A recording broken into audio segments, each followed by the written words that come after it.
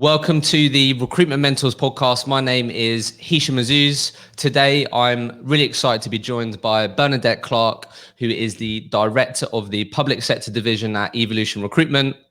Bernadette has worked in the industry for over a decade, and within this time, she has consistently progressed to either a director level or a leadership position across the number of brands that she's worked for throughout her career.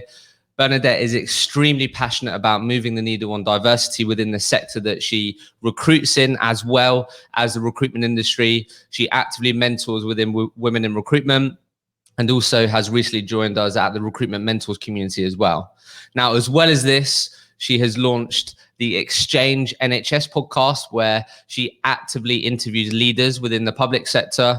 And in 2017, launched Her Plus Data Manchester, which is a community working to connect, inspire, support, and empower the Northwest UK's women in data.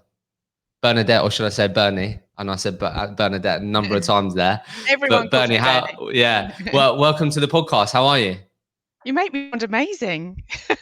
When you hear it like that, it sounds great, doesn't it? Yeah, plenty of great things to talk about. So where we always like to start on this podcast is, so in your opinion, the £1 million question, £1 million question, like what characteristics and traits do you think make up a highly successful recruitment consultant in your eyes? So I've probably been asked the question a few times over the years, and obviously done sort of my fair share of hiring people from scratch that have maybe graduated or want to work in that sort of recruitment and sales environment. And I suppose there's always sort of common themes running through the ones that make it, the people that become successful, and then you sort of look around yourself sort of 10 years later, and they're managing teams of their own or businesses of their own, or people have gone on to either open their own businesses. And so I think the number one thing is ambition, and it's sort of how you quantify that. Is it sort of ambitious in terms of money?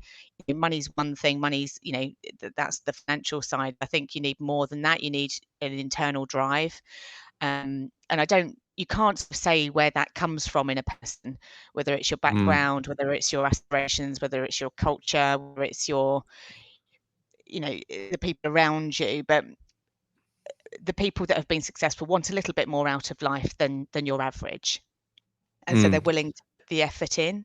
And I think work ethic, for me, if someone's not to put the graft in recruitment, it's probably, there's 1,000,001 other jobs out there that you can do. And so having a strong work ethic is very, very important for me.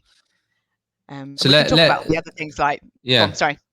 I was going to say, obviously we can, like you said, I know the drive piece there, which I think is really interesting, because I think, everyone has their own story and have been on their own journey. But let's talk about yours then. Like, where do you think that comes from for you in your story? Like, where's that? Do you think it's come from the environment you grew up in, or where do you think it's come from? Yeah, definitely. I think we're all a product of our early years, aren't we? And I think sort of quite humble beginnings for me. One side of my family is quite well off, and the other very much sort of working class. And so I probably had a little bit of saw sort of a side of life that you could have a bit of a window into. But definitely my immediate family, very, very working class, and grew up in a place called the Isle of Sheppey, which is not known to many people, but quite, as I say, sort of humble beginnings. We didn't have a lot of spare cash or anything like that, so you're there for seeing what other people have, and the holiday and the house and the lifestyle. And I knew that I had to educate myself in the first instance. I think I was always taught by those around me that education would be our path out of, and I say our because it was me and my sister, our path out of the situation that we were in, really. So going to university, getting a good degree, and then being able to make choices as to your career, that was the basis and the foundation of what everything else was put on. Yeah, love that. So just for context and for people listening, obviously, so right now, like are you just involved on the contract side? Yeah, I've been a contract biller, a contract consultant for really for 17 years. And whilst I Okay. manage those billers, and and direct that team, I still have dip my toe in the water, and I still Sure. speak to lots of clients now. But contract's And always been me through and through. so you've always, yeah, that's what I wanted to make sure for people listening. And then have you always been in, so I can see in the first company you worked for, it says social care, but so have you always been around the public sector, or have you also been involved in the private sector as well? Has it always been in the public sector out of interest? Definitely both. So Morgan Hunt is a public recruitment company. I worked there for 9 years. Opened up sort of various different offices for them regionally, but the teams that I ran were always in the public sector, like housing, and social care, as you've just mentioned. But I also I opened the Manchester, Leeds, Birmingham, Newcastle offices, Mm, and and then I moved to Rulion, which was entirely private sector. So I right. worked there for around 6 years, and moved to technology at that point, to doing tech, digital, IT, data, dev and testing as well with the markets that I ran. And that was purely private sector customers. When I moved to Evolution, I was brought on as a director for the private sector tech contract team for Mm. the UK. Did that for 2 years, and then it's really only after, as a result of COVID, that I directed our efforts to deliver digital into the NHS.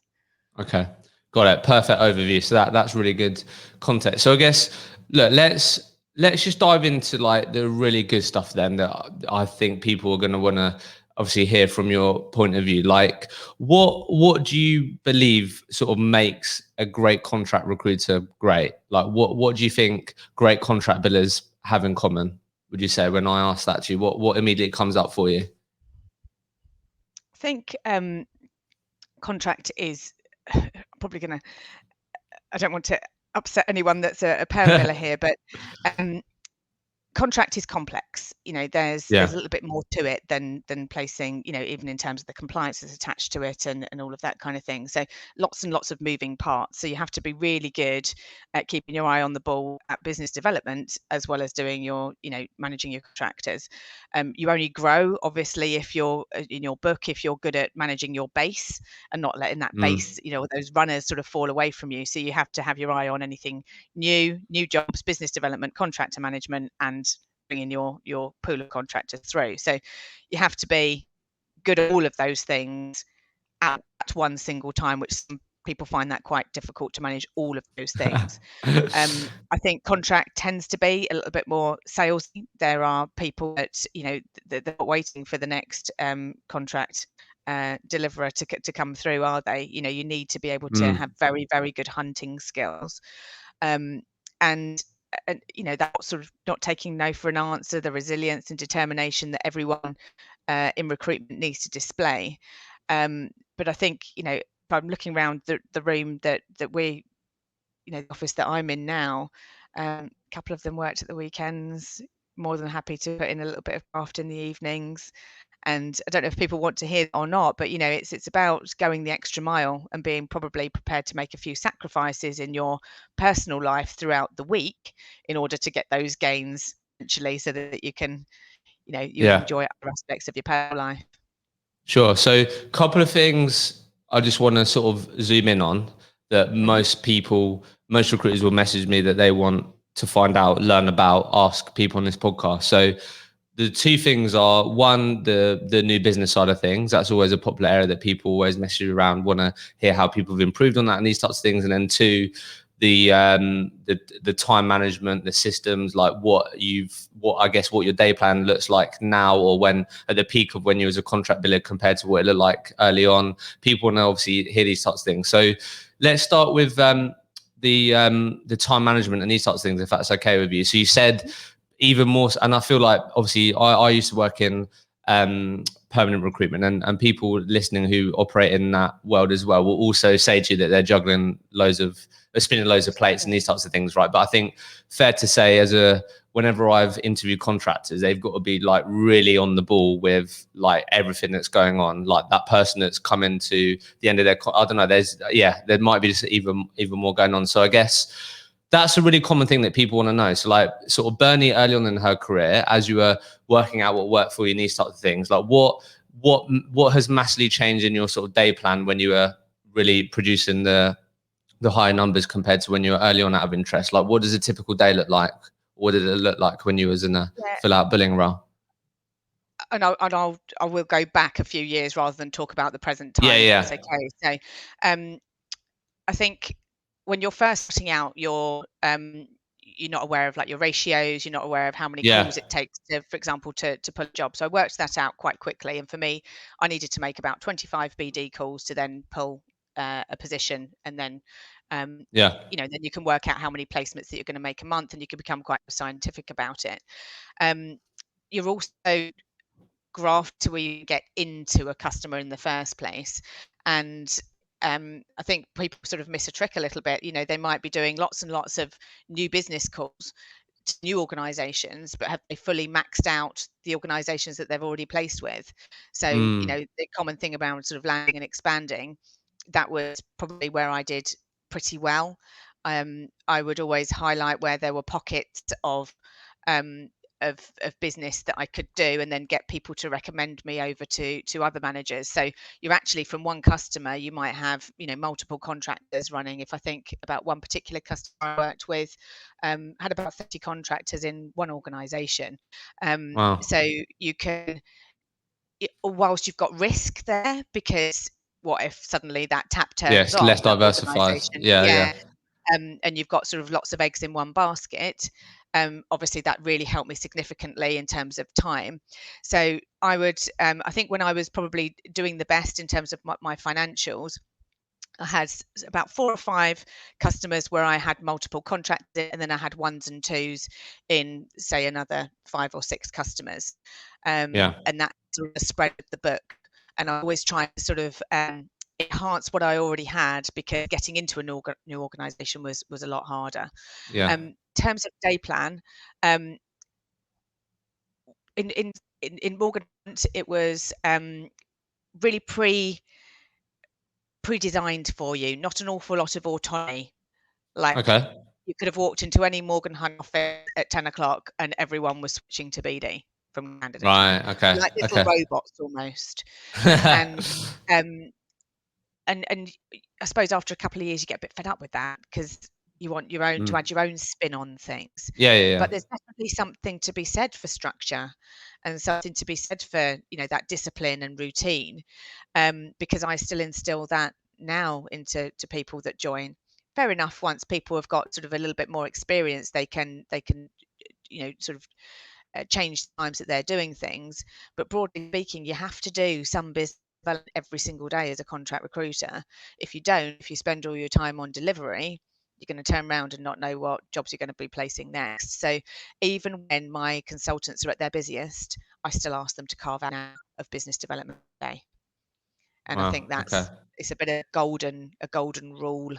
I've seen so many people sort of spend a week or 2 week delivery solidly, and then not have anything to sort of turn around and be able to still be placing. So you limit yourself and restrict yourself significantly. Um, I think also we were talking about contractor management, and you've got to weave that into every single day as well. Don't, and you could go a week without speaking to your contractors. Well, they'll soon be being poached by someone else if you don't keep that relationship. So it's about being hot on all of those aspects. Mm. And what? So just quickly, just getting really practical here because this is what people love. So yeah, you've explained that really well. And then I guess just what systems or what things really work for you to have the best possible chance of keeping on top of all those things? Was it pretty much blocked out your diary for every activity? Did you have a to-do list that worked for you? Like what sort of, I don't know, there'll be some days that are better than others, but like besides when the whole team around you are doing the same thing, that obviously helps. But like for you, what really works for you in the end or typically? Yeah, I think being organization has always come quite easily to me. It's not, I've got 100 to-do lists in my personal life as well as my work life. I always write a to-do list the night before. Okay. I always clear it, and if anything hasn't been actioned, it rolls to the next day without being and my inbox is always super clean. It's either filed, actioned, or it's yet to do, and I would be if I had more than 10 emails in my inbox. Yeah. They I run things very leanly, and that helps me sort of see the wood from the tree when things are busy, because it's so easy to become overwhelmed. Different organizations that I've worked in have had different systems. So Morgan Hunt was Bond Adapt. I absolutely loved it. It had a great way of sort of doing your callbacks, monitoring what your outputs were each day, and then I could press the button and I could see what my team's outputs were. I love dashboards and being able to see your stats and what you've actually achieved, and then link that into the monthly object. But good old Outlook, having reminders and, making sure, you start from maybe a paper day plan when you're first starting, don't you? But soon you become accustomed and do certain things on automatic. Rulion was a bespoke database, which in my opinion wasn't that great. It didn't help me an awful lot.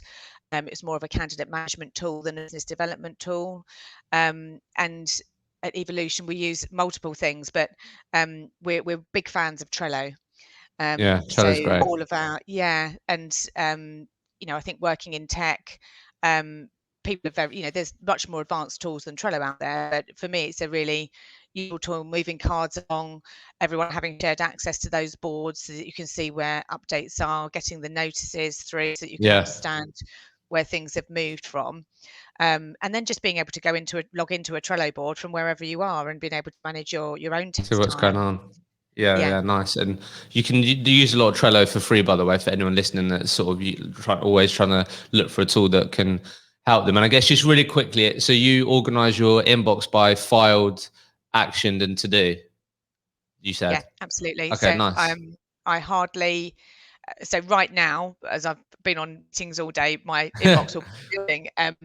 But I have a rule that so I can't leave until it's either actioned or put it onto the to-do list for the next day, or you have to be quite rigid and disciplined with yourself, because you could easily let that slip. But if that slipped for me, then I would know that I'm not in not in a great place. No, awesome. Thank you for sharing that. So I guess the next thing then, and let's sort of keep, I guess it'd be great if you could keep this maybe in the last sort of 12 to 18 months, and maybe you could speak from yourself or even your team, just because I feel like the landscape has changed so much, and that's what sort of people want to hear. So I guess the next thing then on, like, what has been sort of the most reliable way then for you and your team to win business?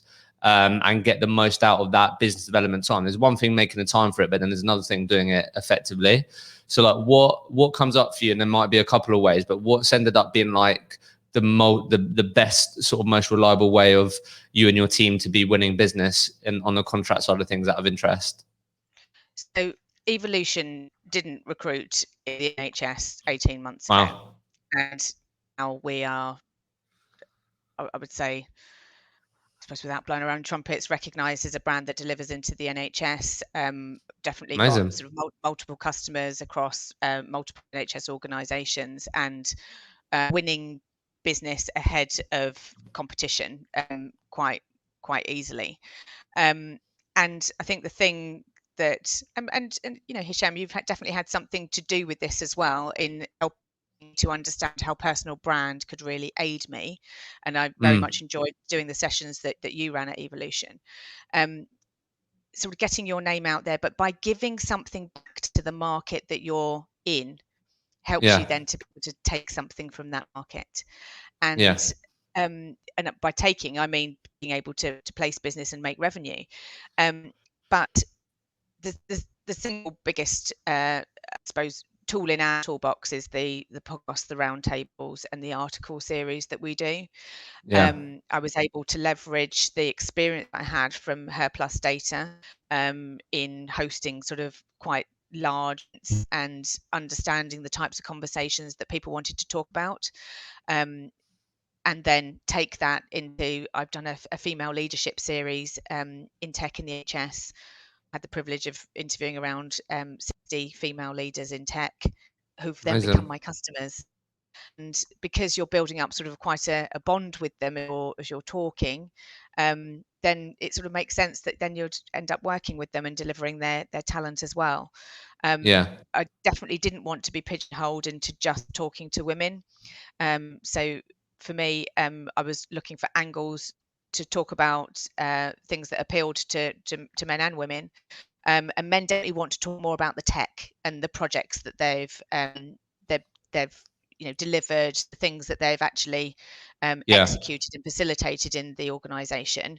They want to talk about achievement much more than challenges. Women are quite comfortable to talk about the diversity angle. So I've kind of just appealed to both, and then I regularly now organise roundtables. I held a webinar yesterday on robotic process automation, something that I wouldn't thought I'd be doing 18 months ago, but you find yourself in those sort of positions, and then you become very, very comfortable and familiar at doing the hosting side as you're doing today.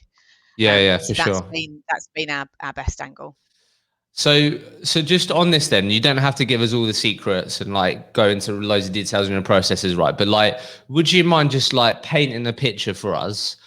Like, obviously I understand this because it's also a great tool for me and how I've grown so like just talk to us in like recruitment, like terms. Like if I'm listening to this, I'm going, okay, Bernie, but like how do you go from speaking to people about webinars, podcasts, articles to then these people giving you vacancies and opportunities to work with them? Like what is the typical journey out of interest? And maybe just paint a picture on there out of interest. Is it that you always follow up, and is it always that you do bring it up at some point? I don't know, like how does it typically happen out of interest? I know it will differ because that's how it's happened for me, but yeah, I think I understand your questions. I think some people could do lots of these nice sort of interviews and talk to people on round tables and things like that, but never monetize it, never turn that into anything commercial, and sit there and have lots and lots of lovely conversations but no outcome. So I very quickly explain who I am and what I'm about, what I want to do and why I'm doing it. So for us, we're a framework supplier on several of the NHS frameworks. So I make a point of stating it, and some people will be aware that you're going to talk to them about recruitment. You can tell maybe that's not the right time to broach it. So it's all about reading people, isn't it, and understanding what the right time is. But at no point do we ever shy away from the fact that we're a recruiter. And I'm very proud to say that I deliver lots of wonderful tech talent into the NHS. But then we talk about the things that matter to people. I draw the connection that way, that what matters to people, their careers, their career choices, the environments they work in. We talk about mental health, diversity. I've got onto topics like Black Lives Matter because people are people. So I could be we talk about people with disability, LGBTQ, because the NHS hires all of those people. Of course, it's relevant because we should all be taking playing our part in making our working environments more inclusive, because our people will then be more productive, and the organisations that we're working with will be more productive and more efficient. So you draw those connections. I will sometimes, it feels like a little bit of a loose connection because what you're wanting to do is place their people. But as I mentioned, I would never, ever, ever shy away from being a recruiter. It's one of the things that I say as a recruiter, or I'll give them the context when we frame the conversation. I'll tell them what to do and in them, or I want to do a podcast, or I want to do a round table, and the reason why. But then I say, let me give you the context and explain that as a recruiter, this is what we do, and this is our focus. We do, I think that's the key point. Like and that's the thing. Like as a recruiter, it's just about getting more opportunities to share like who you are, why you do well, more less about you, but more about them as to like how you can help them. So it's like, this is how we've been helping people like you. These are the challenges that we help them solve with the talent that we provide them, etc. So like just making sure, I guess, then at the relevant part of the process in talking about these things, you're going, hey, this is what we do. We're proud of it. We're bloody good at it. Just so you know, and like what we're, okay. But What? never, if you miss the opportunity to see it, then you're kind of always going to have a nice relationship with much else. Yeah, exactly. Yeah. Okay, You cool. need to But that's say a key part. Yeah. Yeah. So then and then again, just on this, before we go on to the next thing I want to ask you about, which is like just again, getting a bit practical here.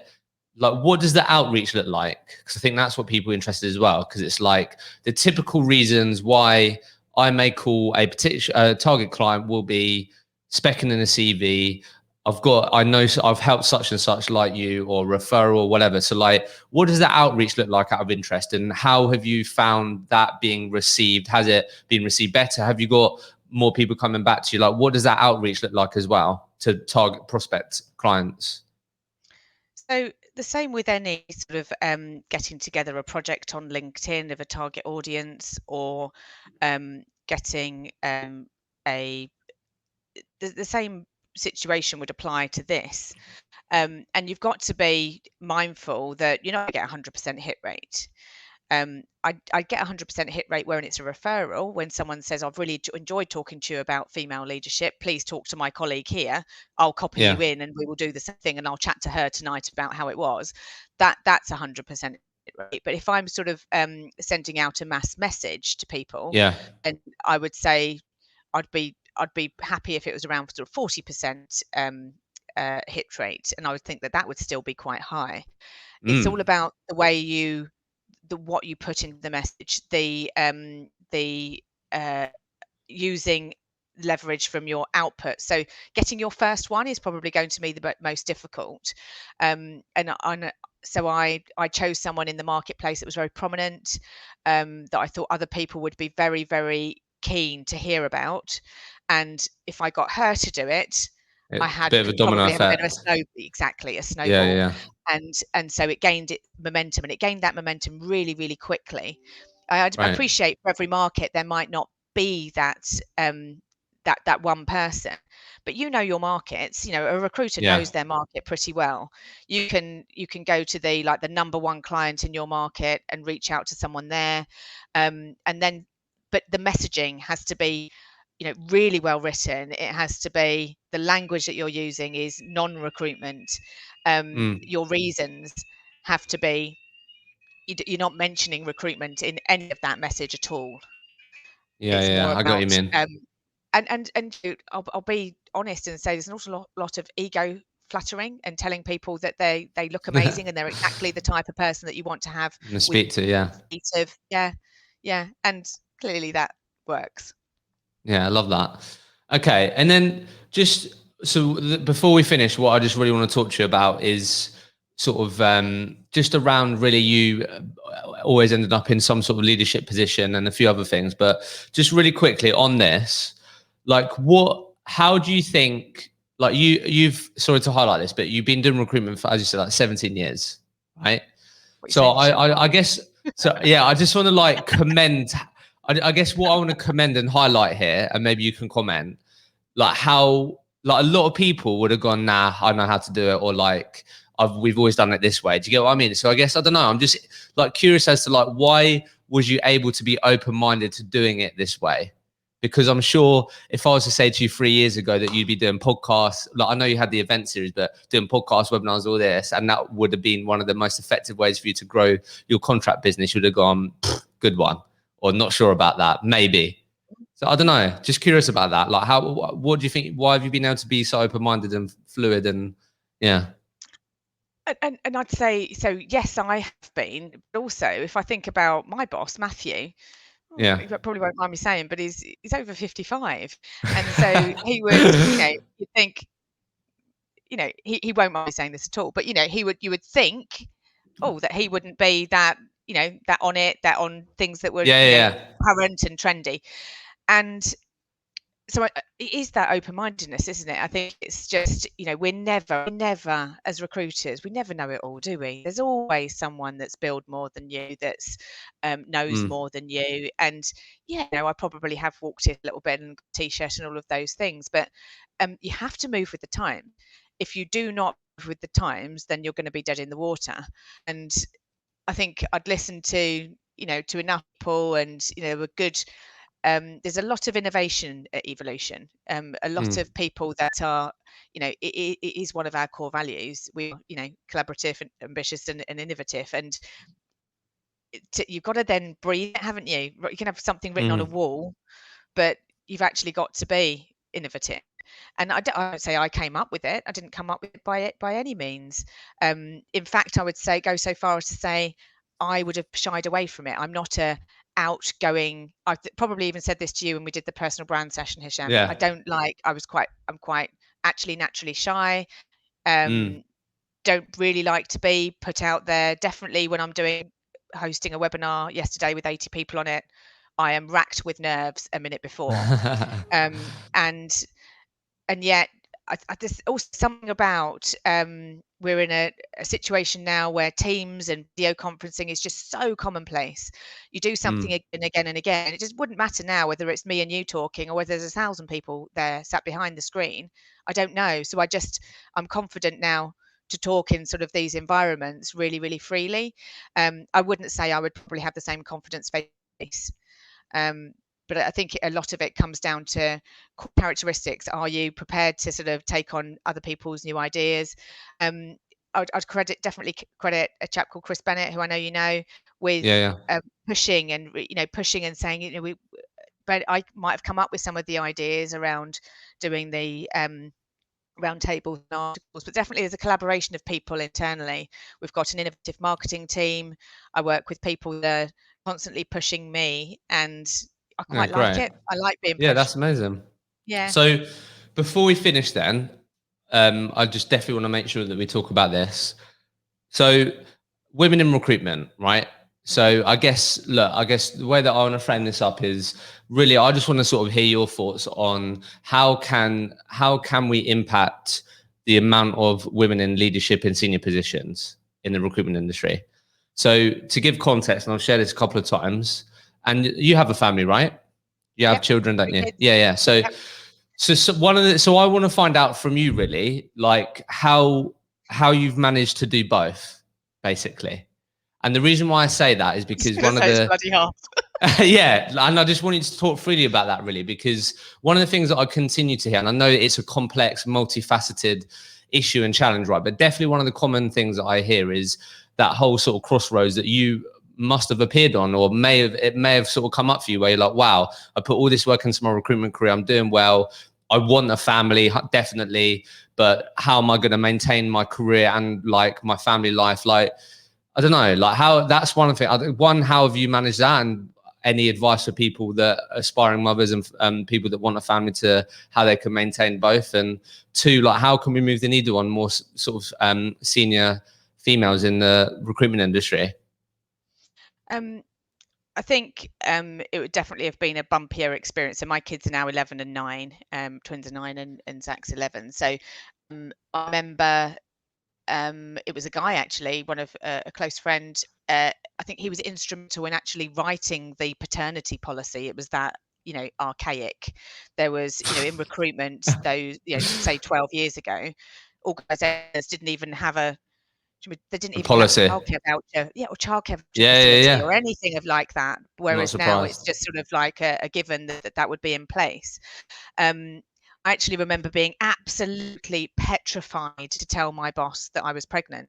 And trying to keep it for a long time, and being probably a little bit secretive, because you just didn't know was your desk going to be taken away from you, what was going to be the consequence of that.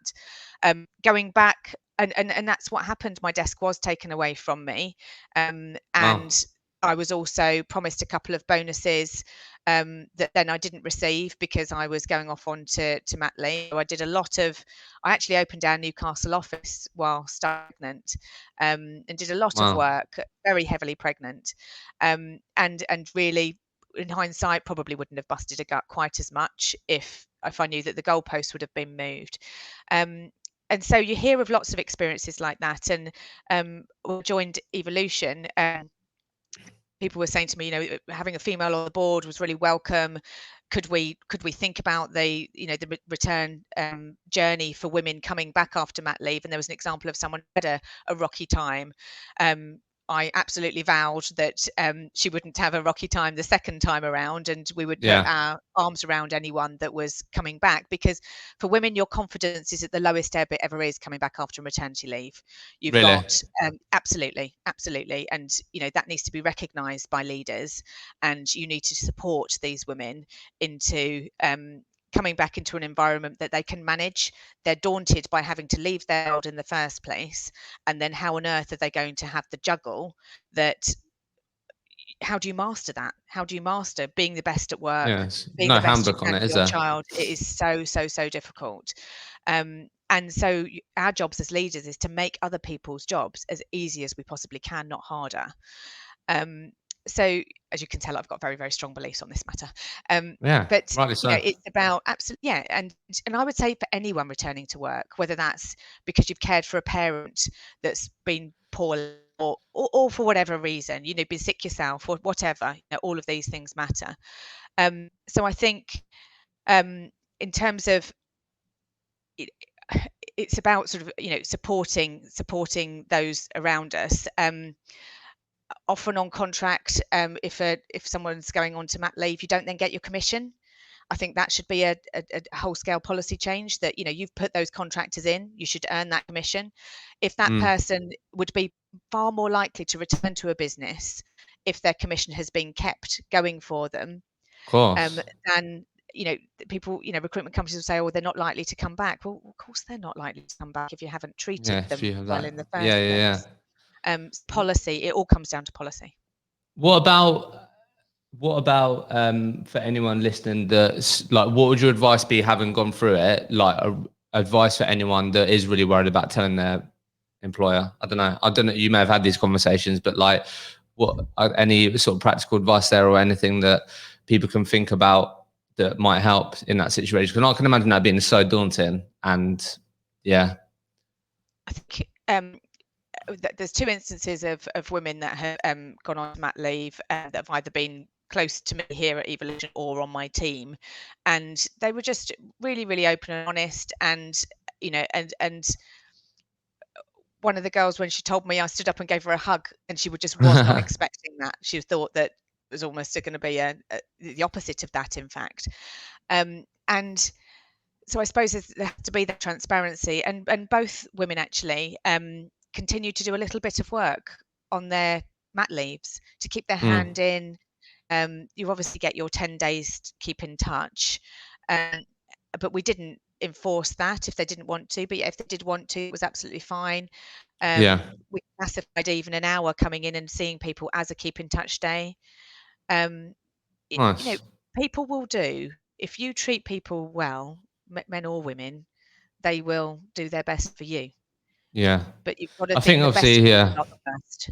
It's so hard, obviously, because there's just so much nuance and context, like, to that situation that matters. Like, I guess the more people that talk about it, hopefully. So, for example, the experiences that you experience, the more people that hear that and go, oh, so that isn't what usually happens, or that isn't what I should expect, the better. So then hopefully that could mean that more women can be like, go into those conversations more confident and go, hey, look, the fact that you're giving me all this limited support, whatever, that's actually not, that isn't how it's typically done, or that isn't how I'm hearing other businesses are doing it. So like, am I in the right bit? Like, because you could be in the wrong business, or the business doesn't support it.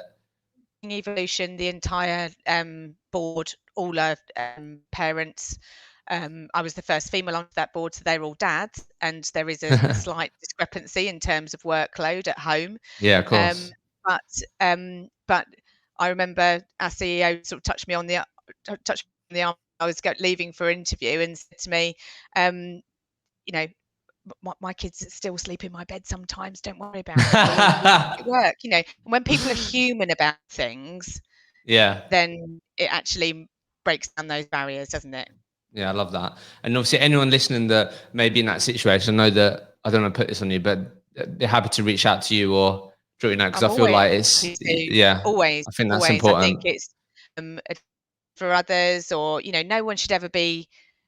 It's a horrible thing. You should be really excited to be announcing you're Yeah, leaving a exactly. business, Not, yeah, rather absolutely. than ashamed or worried or frightened. And for me, those two things don't marry up. You should be Yeah, proud and excited to explain that you're going off to have a baby, if it's because it's a wonderful thing in someone's. yeah, absolutely right. So I've got final question for you, Go which for it. is, if you could change the industry, what would you improve? Reputation, without a doubt. I think you tell people you're a recruiter and they go, "Really, are you?" And you say, "Yeah," but people have a perception, don't they, that we're, I don't know, just all out Mm, to make a quick buck, or that we're not. We don't have quality at the heart of what we do. That we're just throwing CVs at and making a load of money.